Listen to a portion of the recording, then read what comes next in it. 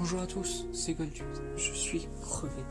Et en plus, je viens de découvrir un truc, c'est que ma vidéo qui était sur le lien éternel entre Five Nights at Freddy's 4 et Five Nights at Freddy's Sister Location a été boostée qu'à moitié.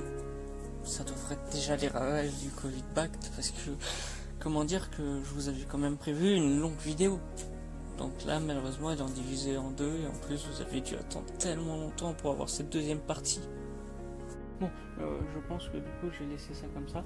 Il y aura deux parties, mais je pense que après, je les regrouperai les deux en ça, moi, ça essaiera de compenser, vous voyez. Je suis pire que tueur. Bon, au moins, je fais de bonnes théories. Ça, c'est le plus important. En tout cas, je vous dis bon visionnage de cette deuxième partie. Le chapitre 4 est la conclusion, mais qui date de 2020, je suis vraiment navré. Bon, on peut enfin passer sur le thème initial de la vidéo. Il en a fallu du temps, mais c'est bon, la voilà enfin. Je vais bien sûr parler de ce qui est dit de bordélique dans Sister Location, et montrer que c'est pas raison. J'ai donc utilisé les critiques de mon cher confrère et connaissance sur Discord, Funky Fruit, car elles sont devenues les critiques même sur l'opus. Numéro 1. Le fait que le jeu dise pas où on bosse. C'est le type de mystère de Scott, il ne faut pas chercher, il a toujours voulu emmêler les pinceaux. Les teasers servent même, oui, à parler entièrement du jeu. C'est con de paraître ça entièrement dans le jeu, mais au moins ça le met dedans. On se souvient du débat 87-83 là-dedans. Le fait que, avant la mage, pas moyen de savoir qu'on jouait le fils de Afton, et pas lui-même, avec sa présentation. C'était quasiment un acquis. Qu'on jouait l'homme en violet, dit William, jusqu'à la Custom Night, avec le It's me, Mike, I did it. Même si Scott a gardé la télé, si on était tu, le nom Sister Location, pour remplacement de la sœur, et maintenant le Mike sur Hand Unit. La fille qui change de design en perdant ses couettes. Le changement de modèle peut être vu comme du simple redesign. Oui, c'est chipoter et se plaindre, mais encore une fois, Scott ne fait que du chipotage, et en plus du redesign en même temps. Les classiques ont été Wizard dans FNAF 2. Ah, je pense que ça suit. Allez, les fantômes, c'est calme. La fille qui chante... la Mike Trap théorie. Ce sera détaillé dans une vidéo à part. La description du côté mystique de FNAF. J'avoue que là, je peux pas sauver. Car c'est la nouvelle direction que Scott a pris pour Five Nights at Freddy's 4. Et oui, car depuis le 4, on a cette idée là avec Fred Plush, qui serait même évoqué plus tard dans mes souvenirs. C'est trop mignon. Oh, je ne peux pas sortir que la subjectivité existe. Car c'est vrai, il peut y avoir des limites. Mais ça sera sur un autre point. Le sens caché de The Immortal and Restless. Maintenant, ça serait la relation William-Michael. Le sens de la mauvaise fin. J'avoue qu'actuellement, aucune fin n'a autant cru. Tiens, salut la boîte de FNAF 4. Les choses cachées dans les codes du jeu. C'est un nouveau degré de choses secrètes plutôt intéressante et faisant rejoindre les fans entre eux. En plus, je rappelle qu'on a eu ça, les choses cachées dans les codes du jeu.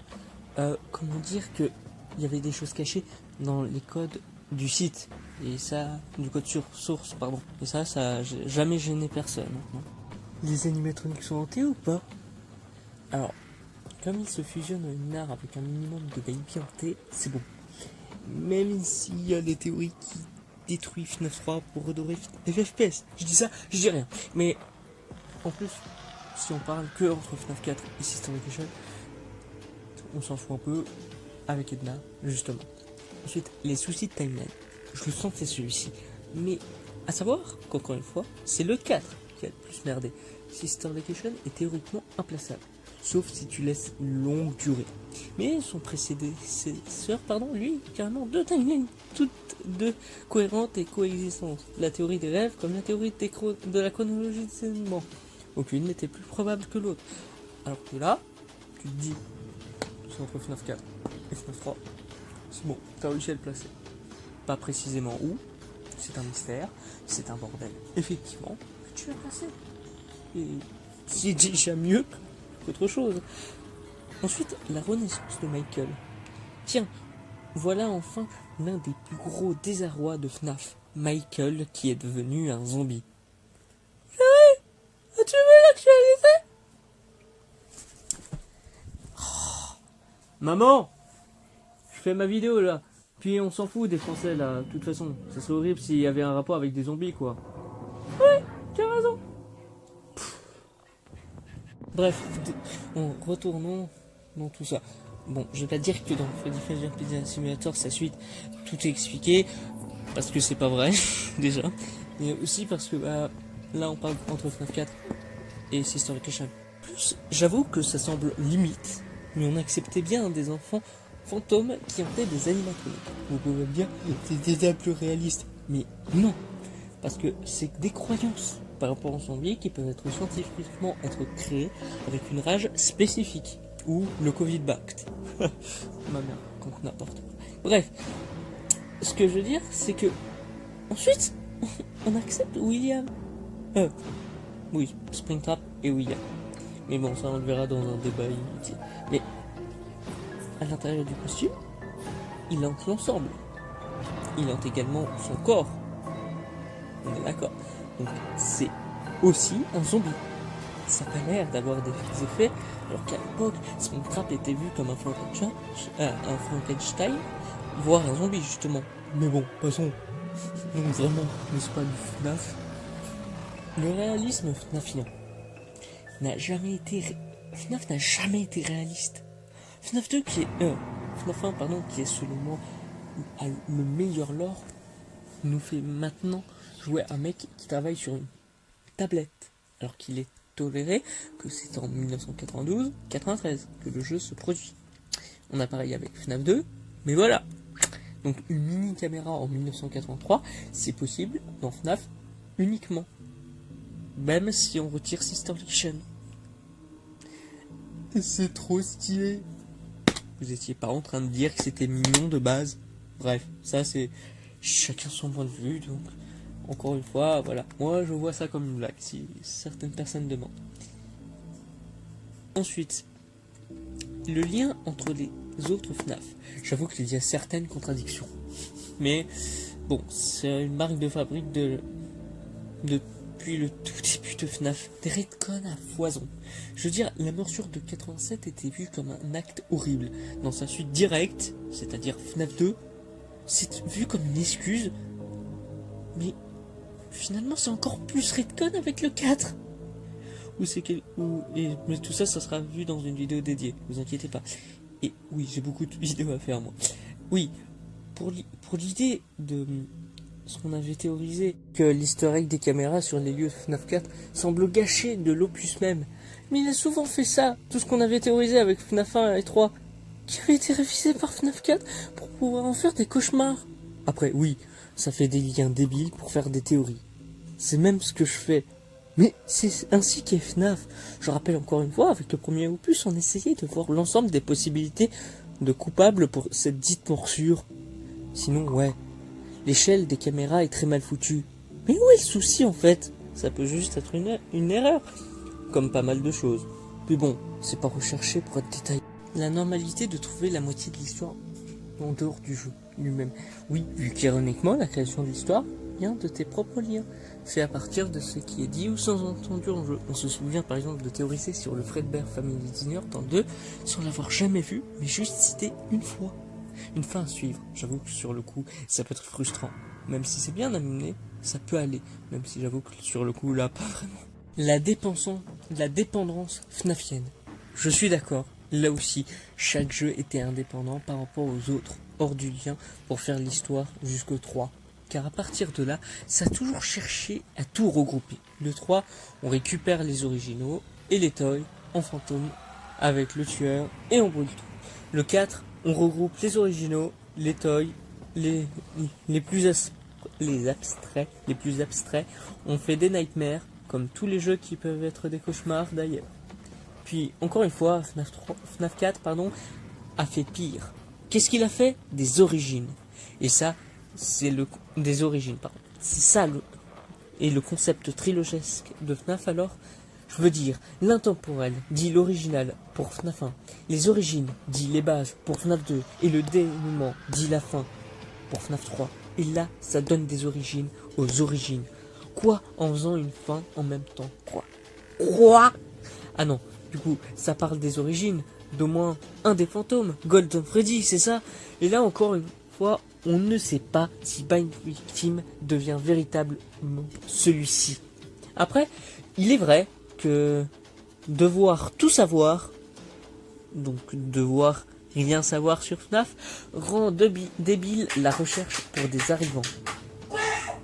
Vous ne savez pas à quel point je galère à expliquer à des arrivants ou à vous des points comme ça de FNAF. Pourquoi ne pas avoir nommé l'opus Five Nights at Freddy's Sister Edition avec Five Nights at Freddy's 5? Il sera officialisé avec Freddy Fazbear's Pizzeria Simulator et son FNAF 6 dans les codes. Mais encore une fois, on parle entre FNAF 4 et Sister Edition. Il est possible que Scott ne veuille juste plus numéroter ses jeux. Je veux dire, à l'heure actuelle, il y a encore des débats pour que la suite de FFPS, Ultimate Custom Night, soit FNAF 7 ou pas. Et donc si Freddy Five Nights at Freddy's AR Special Delivery mérite le nom de Five Nights at Freddy's 8 ou 9, selon la numérotation de l'UCN. Comme quoi son jeu sort. Par contre, le cas du 4, tu as un numéro, et profites-en toi, qui aurait pu t'appeler Five Nights at Freddy's The Final Chapter. Et oui, on y retourne sur lui. Ensuite, les liens paradoxaux entre FNAF 4, FNAF 1 et The Silver Eyes.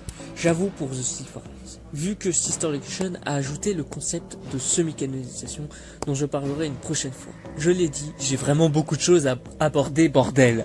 Par contre, pour FNAF 1 à 4, spécifiquement sur le 4, c'est expliqué. Mais encore, c'est le 5e opus.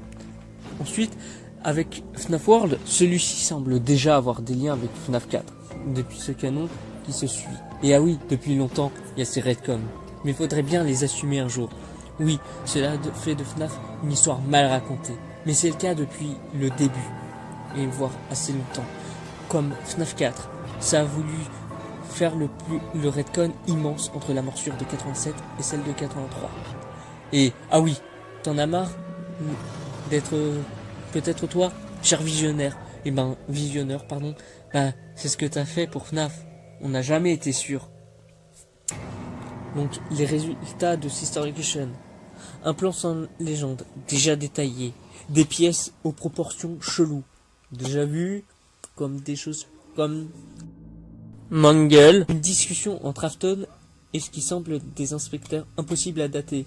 Et oui, c'est implaçable, mais ça n'a l'air d'avoir aucune conséquence. Oui, malheureusement, ça veut dire que ça n'a plus d'importance. Et qui puisait, tout ce que Sister Edition a est implaçable, à part avec ce dont j'avais parlé une dernière fois.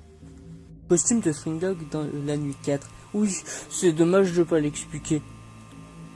Comme la touffe dit de Chauvet dans FNAF 4, qu'on cherche à tout expliquer. Je rappelle. Ouais, maintenant, il y a aussi l'obligation de se spoil. Avec c'est vrai que la bonne fin de FNAF 3, par contre, on l'a tous su qu'il fallait appuyer sur des posters et tout. Ou changer les contrôles d'une manette, d'une borne d'arcade. Tout le monde l'a su, ça.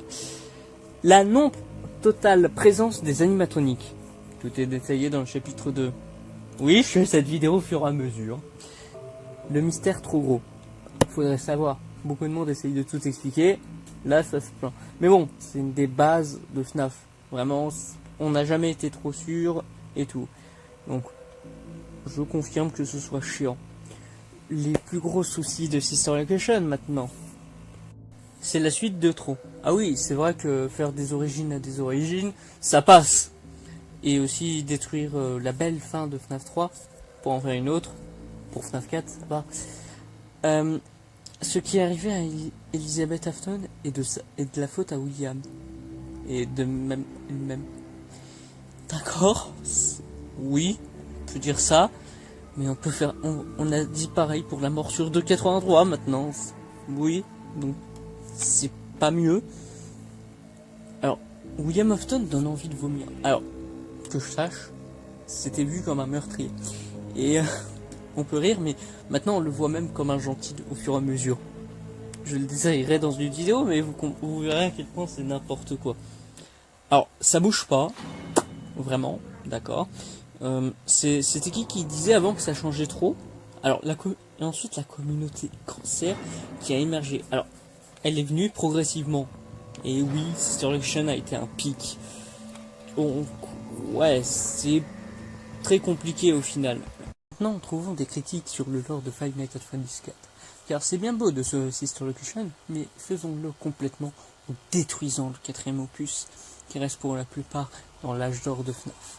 Et c'est juste une blague, hein. C'est juste vraiment pour enfoncer le couteau dans la plaie et pour faire comprendre ce que je dis. Le débat inutile de FNAF 4, la morsure de 83 versus la morsure de 87. Je veux dire, comment personne n'a pu pointer ça du doigt sérieux? C'est l'un des plus gros retcons de la licence. Mais c'est passé tranquille. Même en France, ils crachent sur Sister Location pour ces retcons. Non, parce qu'on soit clair, depuis le 4e match, voire le 2, mais c'est pas le propos du jour, donnez-moi l'utilité de la morsure de 87, s'il vous plaît. Parce que le Fun Game dit lui-même dans le premier opus que ça paraissait d'être un sujet très tendu de la franchise Fazir Entertainment. Mais maintenant, ça n'a servi qu'à fermer le resto du 2. Puis maintenant, celui de 1983, lui, a tout pris. Son responsable, Golden Freddy ou Fredbear, mais ça on verra plus tard, et sa victime, au lobe frontal, pendant un anniversaire. Mais allez, pour rééquilibrer la balance, go créer un débat encore plus absurde, que j'aborderai plus en détail, qui est de douter de la date donnée, qui est 1983, pour dire la morsure de celle de 87. Mais ça, la retcon pas à moins. À moins que, vous voyez, hein, même là, c'est débile, mais vous l'avez accepté. Par exemple aussi, la théorie des rêves contre celle de la chronologie complète des événements. Là encore, je comprends pas les gens qui disent que FNAF part dans tous les sens depuis Sister Location quand tu as suite ce type de débat sur le prédécesseur. Je parle juste de la théorie des rêves. Là, je ne parle pas juste de ça, pardon. Car, franchement, que ce soit l'une ou l'autre, rien ne tendait plus vers l'une que l'autre. Qu'on soit franc. Tout le monde, d'abord, disait oui, ça s'est vraiment passé. Après, c'est un cauchemar. Et après, oh, finalement, c'est trop. Ça lui écrit trop pour que ce soit un vrai cauchemar. Donc, c'est débile. Et ça crée une multitude de possibilités coexistantes, formant des choses dites paradoxales. Qui sera. Tous les points sur ça sera. Tous les autres points seront sur ce rythme-là, puisque c'est ce qu'on reproche aussi à Sister Location. Contrairement aux idées reçues, ça vient du 4e match, tout ça. Et puis là, cette théorie des rêves retconne toute la trilogie qui était FNAF, qui était stable et qui était résolue. Il veut vraiment empêcher ça en fait, Scott. Et vous aussi d'ailleurs. Parce que j'en voyais des gens qui demandaient FNAF 4 ans. En FNAF 5, Fredbear et Golden Freddy. Vous allez comprendre ce lien, mais là, c'est un des pires débats de la licence entière. C'est se dit des choses paradoxales poussées à l'extrême. Parce que Scott, il joue encore à l'heure actuelle. On ne sait pas si Fredbear et Golden Freddy ne sont qu'un. Encore une fois, une vidéo, il sera dédié. En parlant de notre Freddy jaune fantomatique préféré, il aura un autre débat rien qu'à lui.